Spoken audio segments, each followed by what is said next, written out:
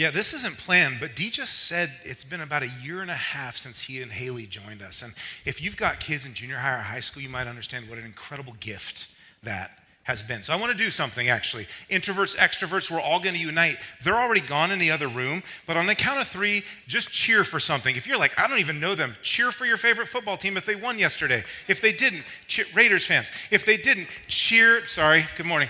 If they didn't, cheer like they won yesterday on the count of three. And then later on, I'm going to say, Dee, Haley, did you guys hear that?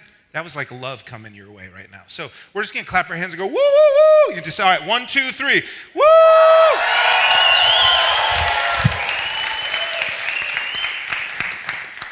You know, we believe deeply in the next generation.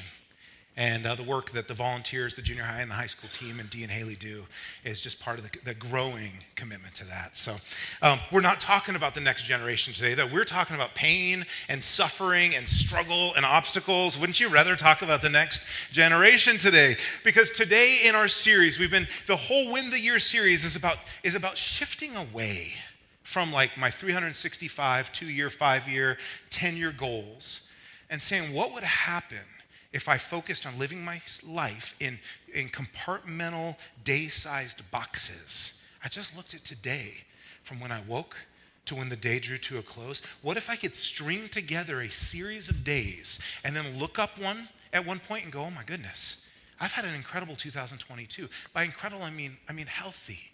I've grown in my mind, my body, my soul, my spirit. I've encountered Jesus in so many, and that's key here. This isn't a habits or a goal stacking conversation, a habit stacking or a goal conversation.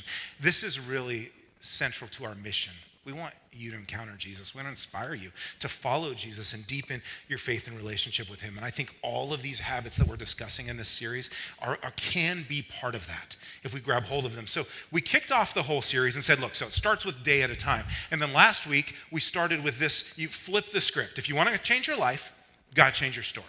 And today we jump into Kiss the Wave. The obstacle's not the enemy, the obstacle's the way. There's a fantastic book called The Obstacle's the Way. This series isn't based on that book, but if you've read it, it kind of highlights the reality of what we know, so many of us, and what we've encountered in our lives is that the obstacle, at times it can be that thing we feel like keeps us from the life we long to live. But there's people in this room that would say, oh no, the life that I long to live includes the obstacles. They have been the way. Now, today's conversation about Kiss the Wave, I'm like a semi-pro body surfer. Maybe pro. I don't know if there's a pro circuit, but I probably could be pro. Even at this stage of my life, my weight is distributed a little bit differently, but I can still out body surf most surfers. Maybe I'm overstating that. But this summer, my family and I were at Huntington Beach, and I was just showing up and showing off is what I was doing because my life is dope. And I only do dope things. And so I was showing up and I was showing off and I was crushing the waves and they were curling a little bit and I got in the top of one of them and you know you're lost at this point. You've lost the momentum. You're now in the wave. It's about to crash you down into the sand. And so you do the best. At my age, you kind of curl up and you hope you don't break something or everything. And I curl up and I just get slammed into the sand and then just ground along. And I pop up. I'm like, woo! And I look and I don't have any skin left on this shoulder. And like every smart 46-year-old dad, I pretended like it didn't happen. And I kept on kissing the wave. You know, waves come. For today's conversation, waves are obstacles. They're not things we go out to enjoy as recreation. And I want to talk about this guy. If you're like me, you're going to feel like he's staring at you the whole time. This is Beethoven. Let's talk about what Beethoven can tell us about kissing the wave and how that ties into Jesus and how his followers grabbed hold of this idea and where the phrase kiss the wave comes from. I mean, it's not something I think you probably walk around saying. It's not something I walk around saying. I don't have a shirt that says kiss the wave. Beethoven wrote 722 symphonies and musical pieces in his lifetime and really transformed and left his mark on classical music in a way that you and I get to encounter. I'm not a classical music fan, so full disclosure. But there's something about his story. Now, many of his compositions were actually written after his hearing began to decline. And after he eventually lost his hearing, and so here's what happened. He began to lose his hearing, and so he did the logical thing. And now you're a composer. Imagine whatever your career is or whatever your pursuits or desires are, like losing your hearing if you're a composer, it's like losing your eyesight if you're a photographer. Like, what do you do? How do you do it? And so what he would do is he'd play hard, and he would pound the keys, and his fingers ached, and he would break keys, and he'd break strings, and his friends were like, this isn't healthy. He's encountered this obstacle, and his response is to just fight it. To fight it. He played so loudly that one of his friends said, the poor deaf man pounded on the keys until the strings jangled. Jangled's not like, you're not like, yo, listen to this track, it jangles. And we don't talk about good music that way. And eventually, Beethoven learned to kiss the wave. And here's how he did it. He realized that the obstacle in front of him was going to be an opportunity, and he could let it ruin his life or he could let it change his life. And he began to put a pencil in his mouth, and he would touch that pencil against the keyboard, or he'd put his ear to the floor, and he would feel the vibrations. We now know we have headphones you can pick up at the Apple store that sit here and vibrate through your jawbone and create music for you.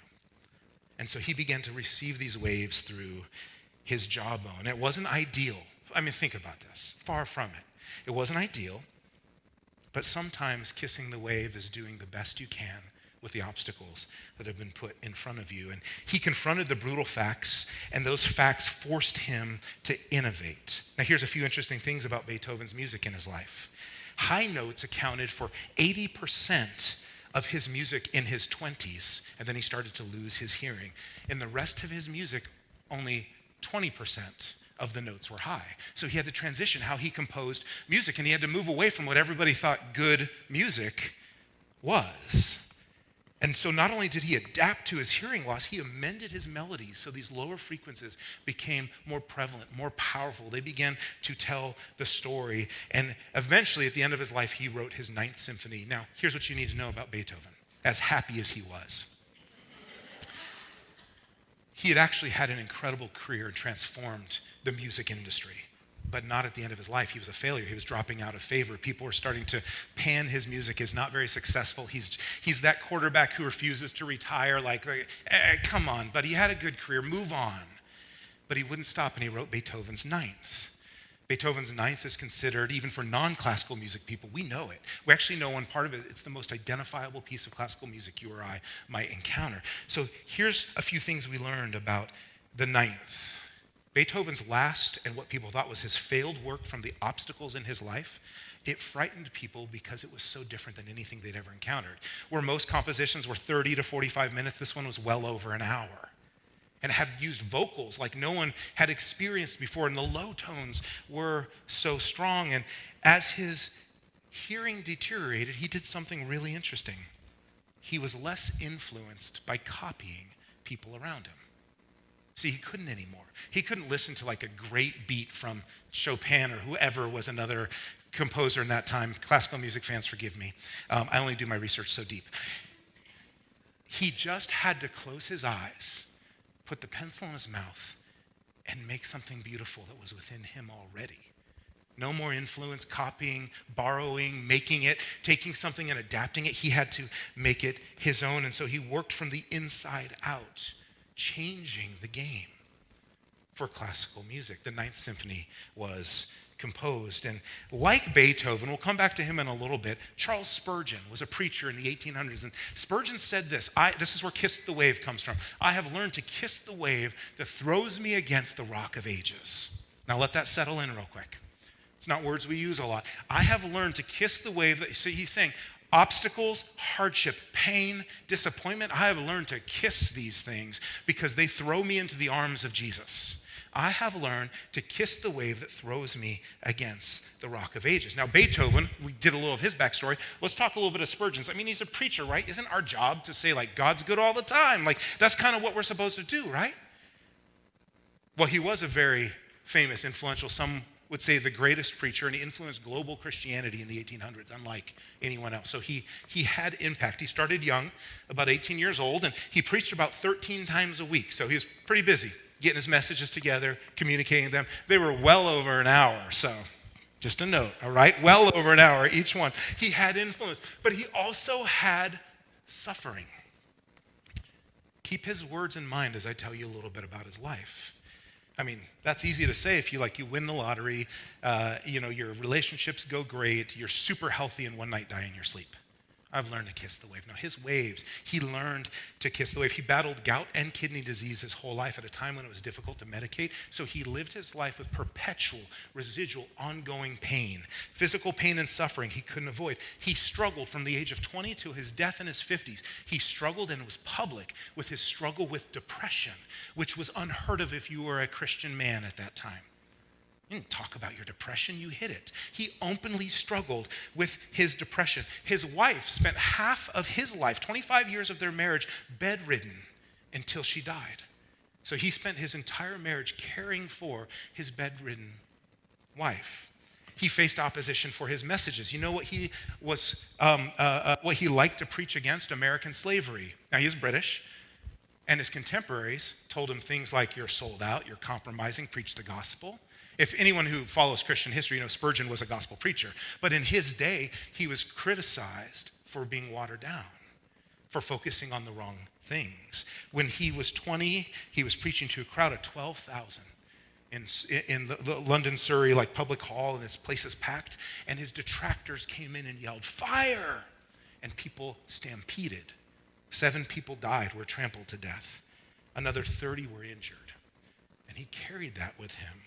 He said this, listen how honest he is. "My spirits were sunken so low that I could weep for an hour like a child, and yet I didn't even know why I was crying." Anyone in here resonate with that? I had my life, and all of a sudden I'm just in tears. I'm on the floor. I don't even know how to get up, and when people ask me what's wrong, I can't even put words to it. That was Spurgeon. I have learned to kiss the wave that throws me against the rock of ages, whether it was his faith, physical illness, mental depression, his struggles. He never quite got over preaching the message of hope and people dying at the same time from the stampede. That racked his consciousness his whole life. He just he felt responsible. Had I not been there and done that, that wouldn't have happened. So he wrote a little book called The Checkbook, because we've got Beethoven, who loses his hearing, and we've got Spurgeon, who has come against his whole life. Spurgeon wrote this little thing in the checkbook of the Bank of Faith. He felt like, if you want to have faith, you need to just kind of deposit in it all the time, because life's going to take some withdrawals. And here's what he said. He said, "Since then I've been the language is a little old, but the content is so good. Since then I've been cast into waters to swim in, which, but for God's upholding hand, would have proved waters to drown in." Just grab hold of that real quick. There's waters to swim in, and if God hadn't shown up, if I didn't kiss the wave that threw me into the arms of Jesus, they would have been waters to drown in. Anything on his list, some of you have these things in your life, it is so hard to get up every day. It's so hard to walk out with the degree of pain or anxiety or hurt or loss or guilt or shame, on and on and on. The waves, they're too much. He says, these waters would have proved waters to drown in. I've endured tribulation from many flails. Sharp bodily pain succeeded mental depression. Both he and his wife wrote at length about the connection between our bodies and our minds and our well-being. They were way ahead of their time. As theologians, as religious people, they were speaking ahead of even where science would start to understand how our bodies kind of keep the score of our lives. Sharp bodily pain succeeded mental depression. This was accompanied both by bereavement and affliction in the person of one dear as life, Susanna, his wife. The waters rolled in continually, wave upon wave. I do not mention this to exact sympathy, but simply to let the reader see that I'm no dry land sailor. I have traversed those oceans which are not Pacific full many a time. I know the roll of the billows and the rush of the winds. And never were the promises of Jesus so precious to me as at this hour. He writes this in the final years of his life. Some of them I've never understood till now. I had not reached the date at which they matured, for I was not myself mature enough to perceive their meaning. Spurgeon, Beethoven, and we're going to see Jesus, they got to a question. The question was obstacle, pain, disappointment, suffering. What have you come to teach me? And asking that question allowed them to finish this sentence. Don't waste you fill in the blank. Don't waste your pain. But what's your pain? What's your obstacle? Don't waste your obstacles. What's your obstacles? But to get there, one of the tools, and I want you to take this with you, is to ask yourself, take your pain or your suffering, take your obstacles. They might be financial, they might be physical, they might be emotional, they might be mental, they might be relational, they could be spiritual. Take your obstacles and ask yourself, obstacle, what have you come to teach me? Don't move past that question too quick, because if you do, you'll miss what the wave has for you to throw you against the bedrock of Jesus Christ. I'm so convinced and convicted about this message because I think about my own life, which is not terribly hard, but harder than many of yours and not as hard as some of yours. But the waves, somehow, through the goodness of God, I was invited to see the waves as things that would bring me to Jesus, not as the problems in my life. So I'm going to give you your first question. If you're new with us or visiting or you can't stand the questions, it's question time. But this one you just fill in. Don't waste now maybe you don't know how to answer this for yourself, but you might know someone that if you just felt like, if I could just say with all the love and compassion I feel, don't waste to this person. What would I say? What are people wasting? The waves that have come into life. Don't waste take a minute, get that started, think about it. If you're uncomfortable talking about it, you can wait in silence, then we'll come back in a minute and we'll pick this up.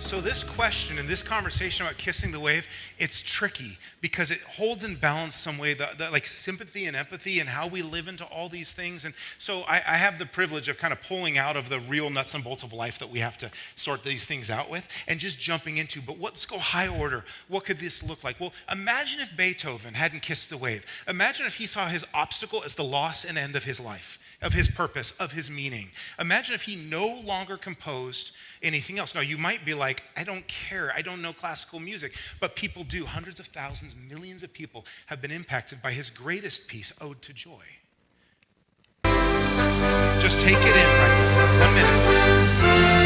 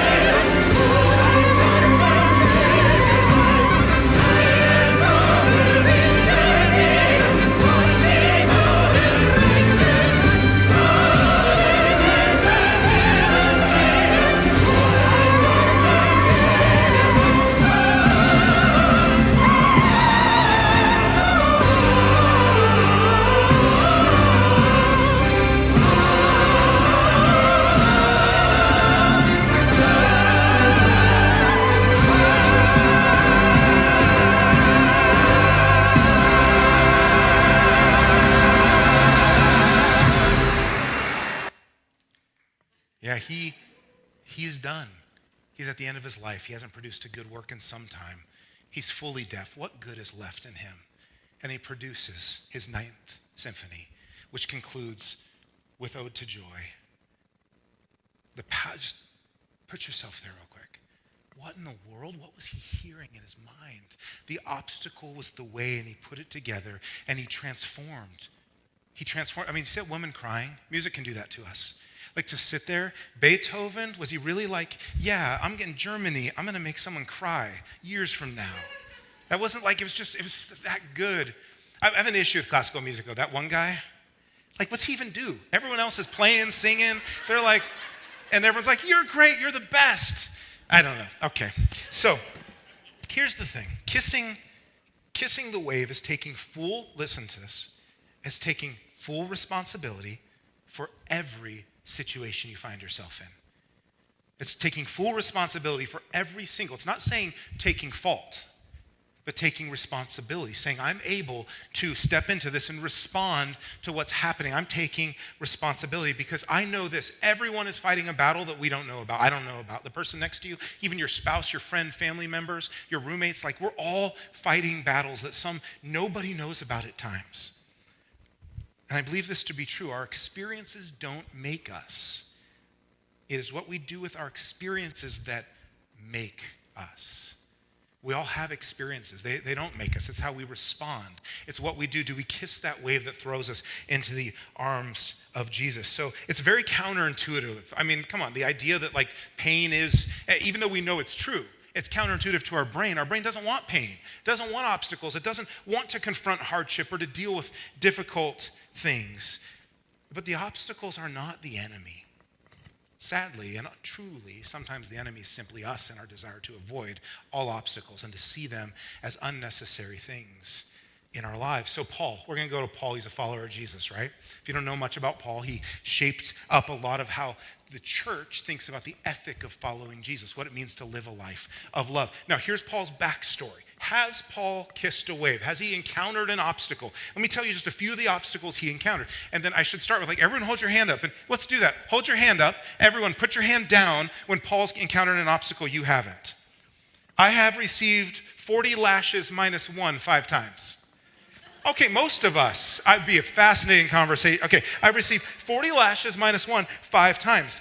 3 times I was beaten with rods. Once I was pelted with stones. If you're in your mind, you're like some punks were throwing little pebbles at him.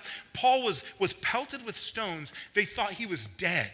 They left him for dead, and sometime later he gets up, dusts himself off, blood and dirt and all, and continues on with his purpose to tell people about Jesus. 3 times I was shipwrecked. So he moves from land to the ocean. I spent a night and a day in the open sea. I have been constantly on the move. No roots, no chance at like living with community and putting down. I've been constantly on the move. I've been in danger from rivers, in danger from bandits, in danger from my fellow countrymen, in danger from Gentiles, in danger in the city. He's on a roll now. In danger in the country, in danger at the sea, and in danger from people who don't believe my message. I have labored and toiled, and I have often gone without sleep. I've known hunger and thirst, and I've often gone without food. I have been cold and naked, and besides everything else, I face daily this deep concern in my heart for the churches of Jesus Christ. That's Paul's opening statement. Like, what kind of meeting is he in? This is me. Here's all my pain. Here's all my suffering. And you feel like everyone's going to come around Paul and give him a hug and say, Paul, I'm so sorry. Obstacles, anyone? And then he says, here's the deal, friends. He goes, guys, listen up. And all that stuff I've been through, we now have this light shining in our hearts. But we ourselves are like fragile clay jars containing this great treasure. We are just at the mercy of these waves. We are fragile. We are not titanium. We are not dynamite. You're not going to hear us roar. We're just like fragile clay jars containing this great treasure. This makes it clear that our great power is from God, not from ourselves. So he's going to go on. He says we're pressed on every side by troubles. Every side. Top, bottom, front, back, doesn't matter, every side. But we're not crushed. Could you imagine being able to say that? Oh, the obstacles, what's going on in your life? I have been punched in the gut repeatedly, but I'm not crushed. I'm not crushed. I might have the wind knocked out of me, but I'm not crushed. We are perplexed, but not driven to despair. My mind, I keep going, why? I don't understand why, but I'm not driven to despair. We're hunted down. Most of us will never be hunted down. It's a unique experience. We are hunted down, but never abandoned by God. And we get knocked down, but we get up again. We get knocked down, but we are not destroyed. He goes on to talk about the danger and the heart. I mean, it's just like, and then he turns and he ends with this. He says, listen, through suffering, through the obstacle, through the waves, our bodies continue to share in the death. You know who else knows about suffering? Jesus. Full on. Relationally, close friends abandoned him. Physically, excruciating death on the cross. Spiritually, my God, why have you forsaken me? I mean, Jesus is familiar with suffering. And through suffering, our bodies continue to share in the death of Jesus. The waves throw us into the arms of Jesus so that the life of Jesus may also be seen in our bodies. Now, if that could be how you and I approach obstacles, if we could have that opportunity to consider what might that look like to speak or to act or to believe like Paul, regardless of my circumstances, there's a few things I want to lay out for us. The first is this. Whoa. We're going to read this first. Then I'm going to tell you something, because apparently this is really important. I got excited there. Forgive me.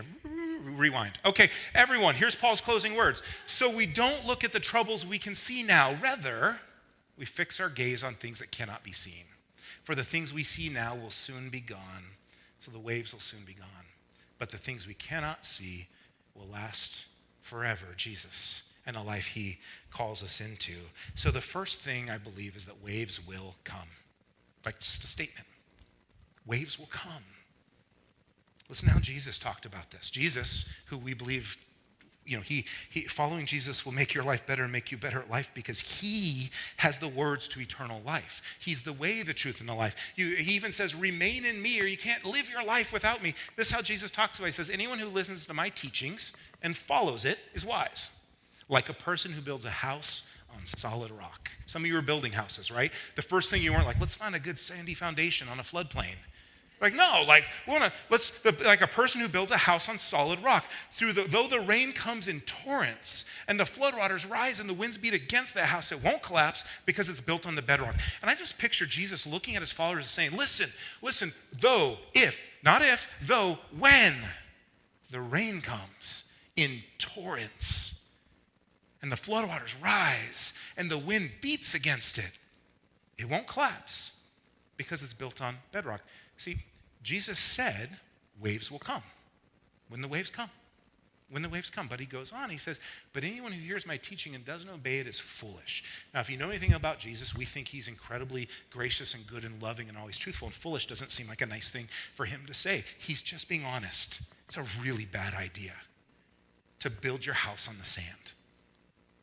Like a person who builds a house on sand, when the rain comes and the floods come and the winds beat against the house, it will collapse with a mighty crash. So if waves will come, why do we end up getting stuck? Two things. The first is we have unrealistic expectations. Like so often when you and I encounter pain, one of the first things we think is, I never saw that coming. Why? I've been encountering pain my whole life. Why am I surprised when it comes again? I've been disappointed, and I disappoint myself, and other people disappoint me, and things don't work out the way I wanted. And that's been going on since I was probably born. The first thing I did was cry for stuff I wanted.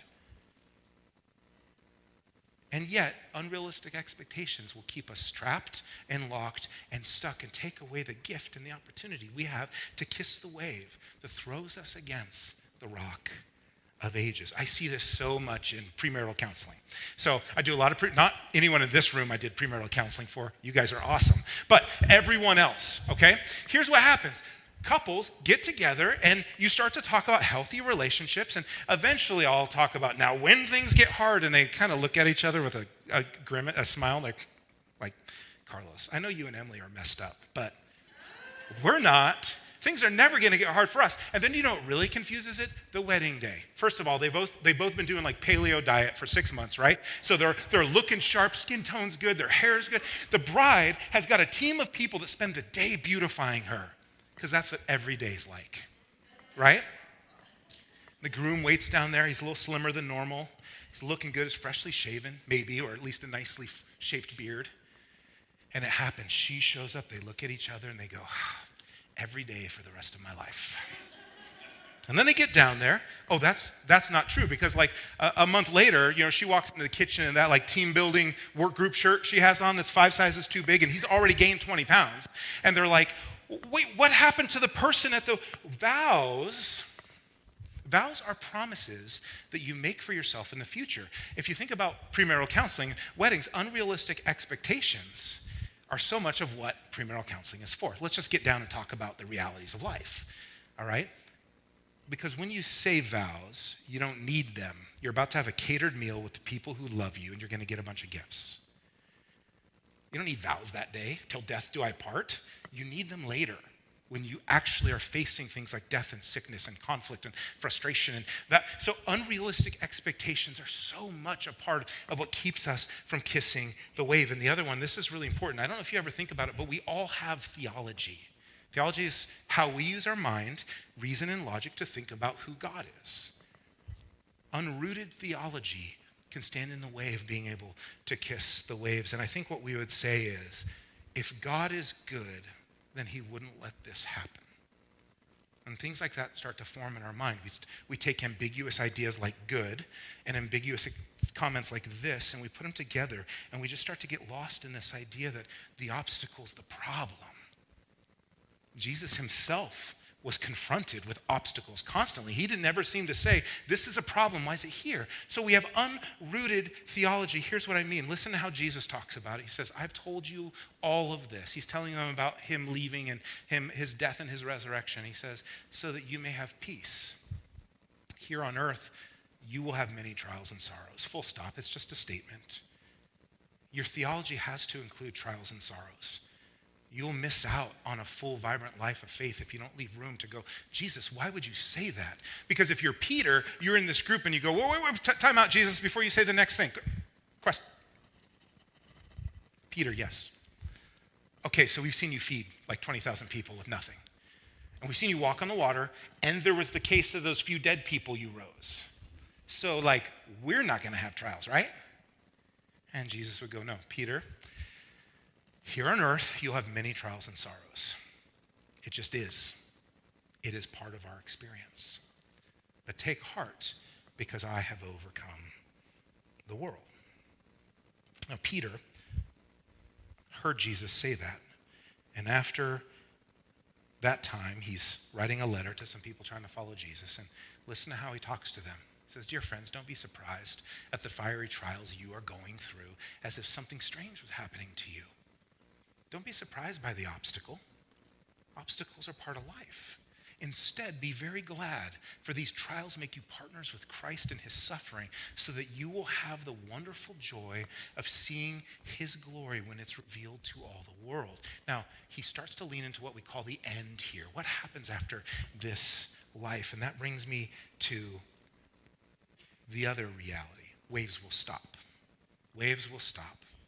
No matter how you look at it, either you'll get hit by the last wave, death, and it stops, or you're hit by the last wave, death, and you enter into eternal life. John, one of Jesus' followers, had this vision about what life would be like when Jesus returned and when things were made new. And listen to how John talks about it. He says, in front of the throne where Jesus is, he says there was a shiny sea of glass. Whenever scripture talks about seas and bodies of water, there's almost always a double meaning. It has to do with like the tension or the conflict in life. If it's a rough sea, then there's tension. If it's a smooth sea, then there's peace. Sea is a metaphor often for, or a word picture for peace. In front of the throne was a shiny sea of shiny. There's not even a ripple on that thing. Sparkling like a crystal. Waves will stop. And this week, the team and staff sat down for 10 minutes and we made a list. I heard a guy named Kyle Eidelman, who's a preacher in Texas, shared this list once years ago, and his own list, and it really hit me. And I haven't done this in some time, so we wrote down, hey, 10 minutes. What's everything that's not going to be in heaven? Whether you believe in heaven or not, just suspend that and hear this. Heaven's not like this life where you get everything you want, because everything you want isn't necessarily good for the person next to you. It's different. These are the things we said not in heaven. Here's our not in heaven list. I'd like you to think about what you would add to your not in heaven list. Stress, COVID, cancer, being tired, wheelchairs, physical pain, strained relationships, broken relationships, hunger, tears, lawsuits, diagnoses, both of your car and your body, divorce, jealousy, grumpy people, homelessness, poverty, stomach aches, shoulder surgery, disappointments, regret, grades and tests, financial stress, loneliness, fear, anger, confusion, division, racism, sexism, anything-ism, enemies, coughing, social media, stiffness, blindness, braces and casts, not cats, but we don't know about cats. We know about dogs, but we don't know about cats. But when we look at this, braces and casts, the desire for more, greed, never having enough, coveting, limitations, call waiting, comparison, politics, politicians, global warming, sexual abuse, sex trafficking, any abuse, hatred, pornography, pulled muscles, sore muscles, lower back pain, foot pain, arthritis, deafness, war, headlines, the DMV, misinformation. You just got to let it roll. Misinformation. Doctors, pastors. There's probably a lot of other jobs, but things won't be broken. So those gifts and passions will take on a new shape. Brokenness calls to extend your car warranty. Rulers, birth defects, deadlines, hurry and rushing, depression, miscarriages, anxiety, self-doubt, discouragement, bullies, getting ready for church on Sunday, Raider fans. No, you'll be there, but you won't be a Raider fan. That's key distinction here. There won't be Raider fans there. I don't know why. I didn't even know you'd. Yeah, okay. Raider fans. Mourning, M-O-U, mourning, addiction, sobriety, shame, failure, clothes. I don't know. But Carissa, our kids pastor, was like pounding the table. There's not going to be any clothes in heaven. So you can talk to her about what's behind that. Saving for retirement, spending in retirement, and death. In 10 minutes, we just sat around the table and said, if we think about the shiny sea of glass sparkling like a crystal, that waves will stop, what does that teach us? Here's a question for you, and then we're going to wrap up with a story from Deb's going to come up here with me. But what is something in your life that won't be in heaven? Go ahead and answer that question. What's yours? What would you add to my list? People actually came up after the first service and said, you should add this to the list. Get about a minute, and then we'll come back and we'll wrap up.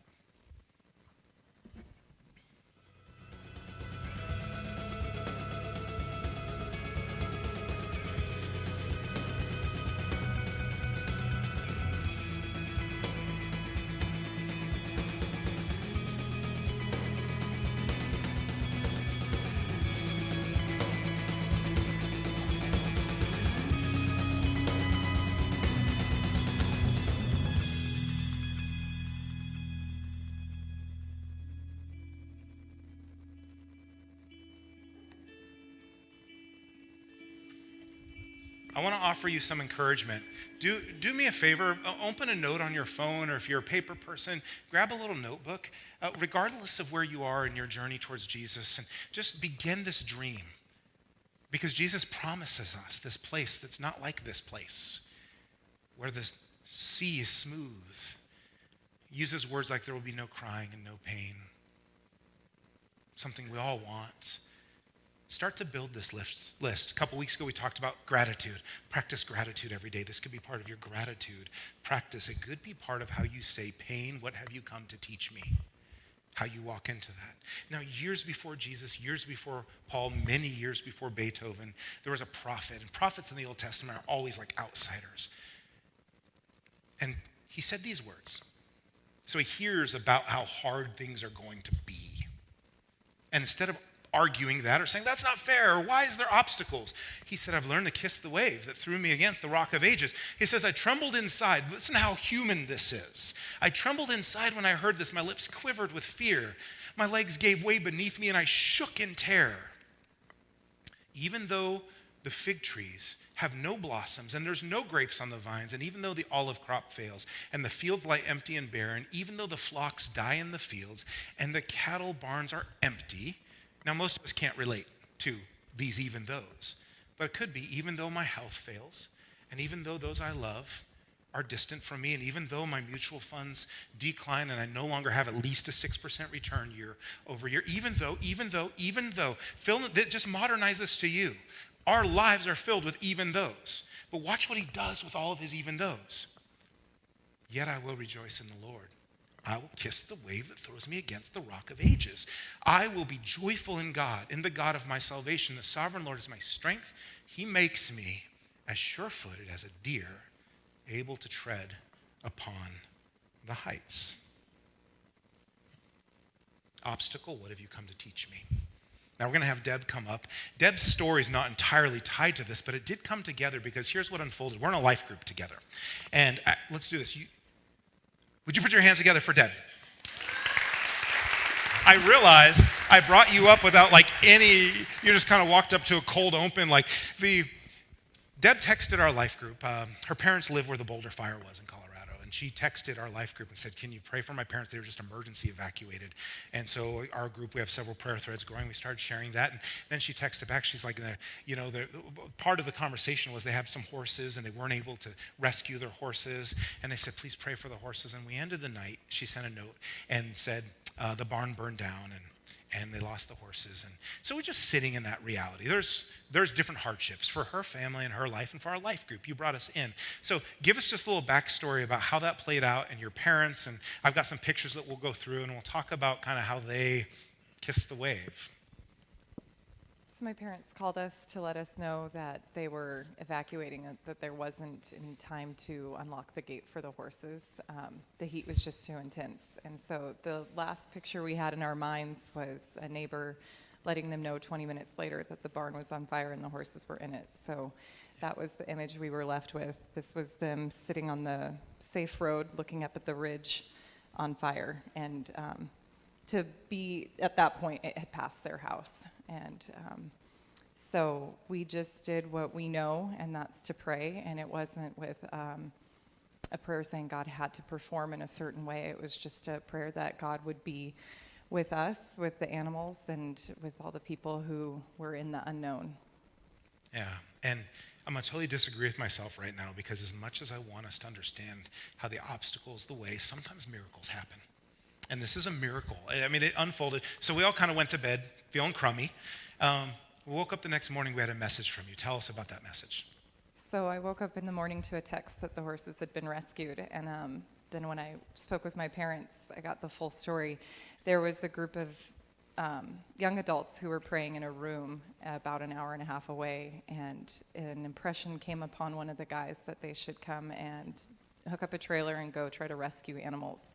And so they made it somehow past the blocked off neighborhood to my parents' property, rescued the horses, and found a way to contact them from mail in their mailbox. And at 1:30 in the morning, they met up with them, and my parents tried to thank them or pay them, and they said, this isn't about money. And my mom said, you must be Christians, and the girl flashed her cross on her neck. So it was a story that brought me to my knees in the morning, and we all just praised God that prayers had been answered and that the horses were saved. Yeah. Isn't that wild? That could go in. They have neighbors who lost everything and whose horses weren't saved. So we're not trying to, have some pedantic, narrow, oh, God always, look how he rescues your problems. He takes them away. But this was your story and your family story. And one of the things you shared to your group was you said, my parents and yourself, and you told me this is actually a Tom Bradyism, but basically don't ask why this happened to me, but ask why did this happen for me? The obstacle is the way. And put yourself in the shoes of, there's National Guard blocking the roads.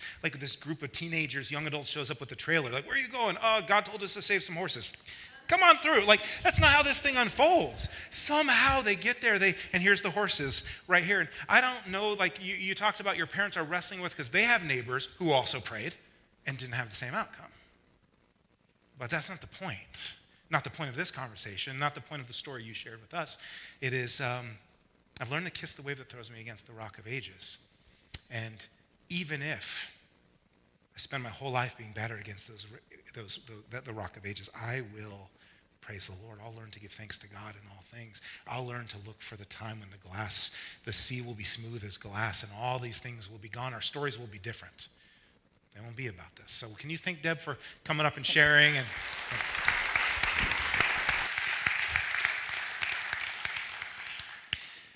So we're going to go into end our service today with a time of communion. We've got 4 communion stations up here, and as we sing together, you can come forward. Communion is an invitation to remember what Jesus has done.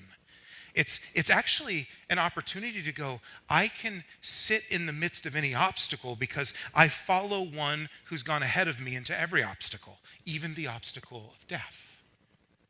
And he said, I want you to come to this table. He told his close friends, he said, I want you to come to this table, and I want you to remember me.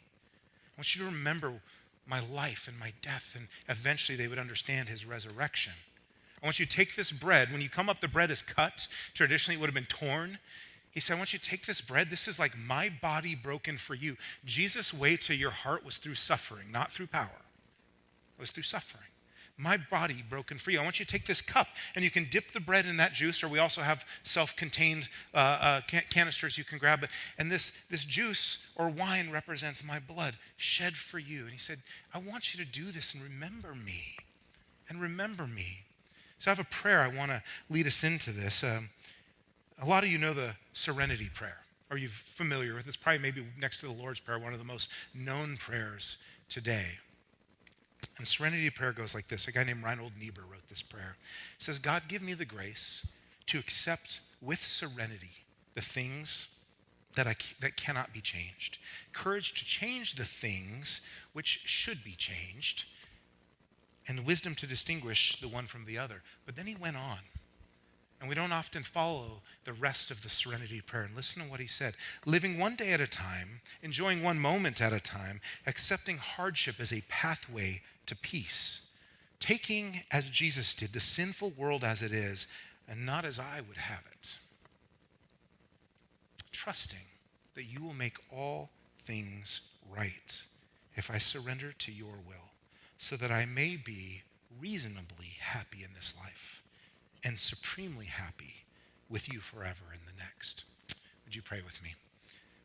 Lord, we take those words and we invite our community and put them on our hearts to come to your table and to remember, or maybe for the first time to ask, like, is Jesus really this good? Is he really with me in my obstacles and my pain and my suffering? Does he really know what it's like?